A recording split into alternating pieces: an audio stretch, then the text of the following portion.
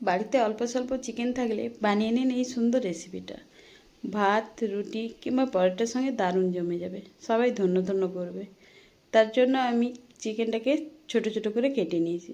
ভালো করে ধুয়ে নুন, হলুদ, সামান্য লঙ্কা গুঁড়ো দিয়ে মাখিয়ে আমি 10 মিনিটের জন্য রেখে দেব। তার মধ্যে আমি সসটাকে রেডি করে নেব। এখানে নিয়েছি 4 চামচ টমেটো সস, 1 চামচ সয়া সস, আর দিচ্ছি 2 চামচ চিলি সস, আর দেবো স্বাদ মতো চিনি। আমি মিশ্রণটি ভালো করে মিশিয়ে নিয়ে আবারও দিয়ে দেবো 1 চামচ কাশ্মীরি লঙ্কা গুঁড়ো। অল্প জল দিয়ে আমি মিশ্রণটি ভালো করে রেডি করে নেব।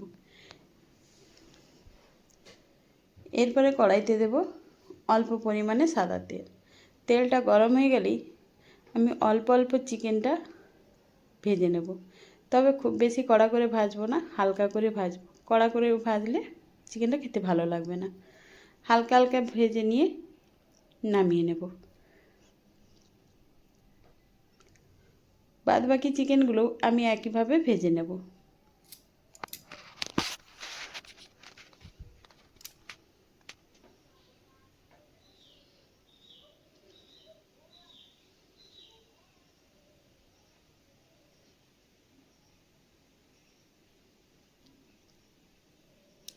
সব চিকেনগুলো আমার ভাজা হয়ে গেছে।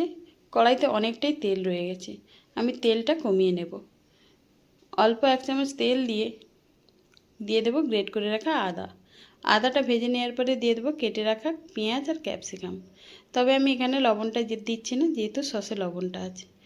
ভালো করে ভেজে নেওয়ার পরে যে সসটা আমি রেডি করে রেখেছিলাম সেই সসটা দিয়ে দেবো। আর দেবো বাটি ধোয়া জল, খুব বেশি জল লাগবে না। একটু ভালো করে নাড়াচাড়া করে ফুটে উঠলেই দিয়ে দেবো ভেজে রাখা চিকেনগুলো।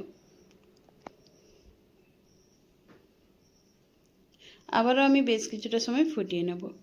সেদ্ধ হয়ে যাওয়ার পরে গ্রেভিটা মোটা হওয়ার জন্য আমি 1 চামচ দেবো কর্নফ্লাওয়ার গুলানো জল, আর দেবো 4টে কাঁচা লঙ্কা। যে যেমন ঝাল পছন্দ করেন দিতে পারেন।